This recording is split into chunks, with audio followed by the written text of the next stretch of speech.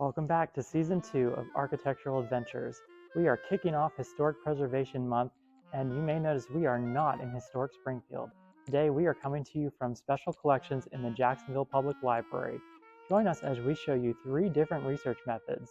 The Sanborn. Welcome back to Architectural Adventures, brought to you by Historic Springfield Society. Today we have a special treat for Historic Preservation Month. We're doing a 3-part mini-series on researching your historic home. You may notice that we are not in historic Springfield today. We are in the Jacksonville Public Library main library in special collections on the 4th floor.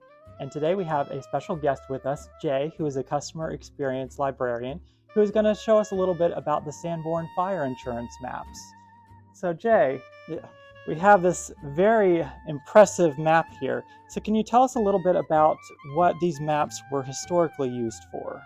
They were used by insurance companies to be able to figure out how to reimburse people had there been a fire. And since then, they've been used for all sorts of things, for people researching their neighborhood, their houses and stuff, and you can see the changes over time with them.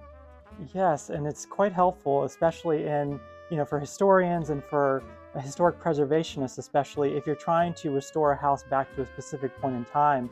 It's very useful to see the evolution of that building over time by looking at the map. And this is quite interesting here. I've noticed that on some of these street names, there's a name that's in brackets. Could you tell us a little bit about that? Yeah, that would indicate what the street used to be called. For instance, this East 12th Street here was formerly Adelia, and then 11th was Henry. And so you might notice over time, old maps or using the city directories, it would show you where you could look for someone that lived on East 12th Street. If it was really early, it might be under the name Adelia. Very neat. Yeah. And I see multiple address numbers listed here in front of the properties as well. So what does that denote? Yeah, a number of areas of Jacksonville have shifted addresses over time. So this is showing you the number that's closest to the house will be the more current address, and the one that's in front of that or below this one would be the former address. So again, you would look for the older address in the city directories on Henry Street if you were going back prior to, say, 1913, which I think is when this book was published. That's very helpful to know. Yes. And then it's also interesting to see these maps in person, because when you look at them online, they're not as two-dimensional. But here, I'm noticing that there's a change in material here. It looks like some areas have been pasted on. Yeah, that's showing you the changes over time.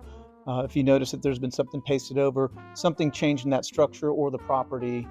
Sometimes it'll be simply the auto garage is being torn down, or possibly they've added, a porch or something to it. So that's another thing this is able to show you, is changes over time. So yeah, anytime you see a paste over, something has occurred.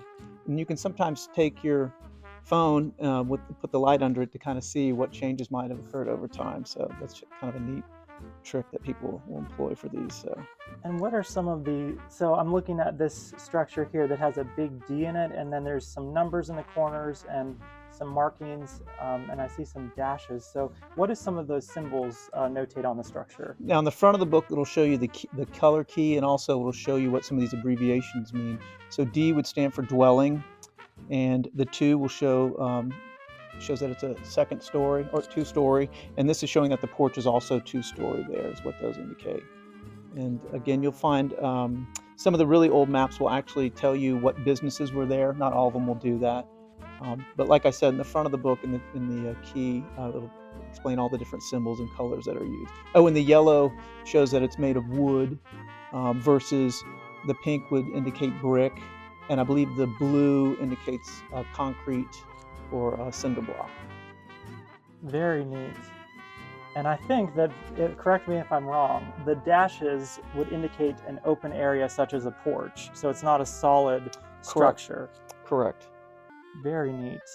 And I see over here we have another really interesting page. Could you tell us a little bit about this? Yeah, so this is a good example. This shows you the key when you open the books that indicate what the different symbols and colors are for. And then, of course, the different page numbers are listed in each of the little areas here.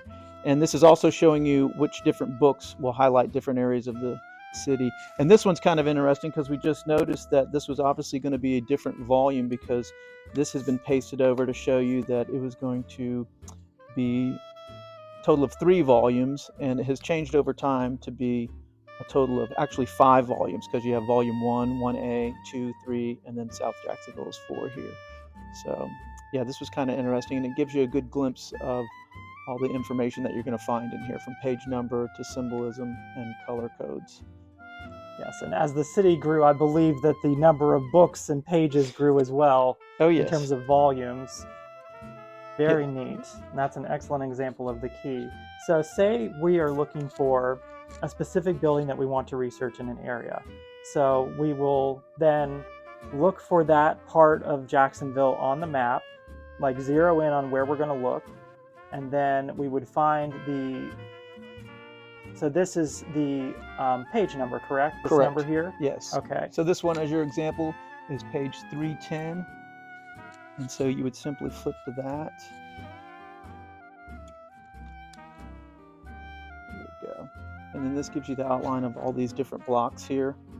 And again, shows you the different colors of the houses over time. And then the paste overs that show you the change over time.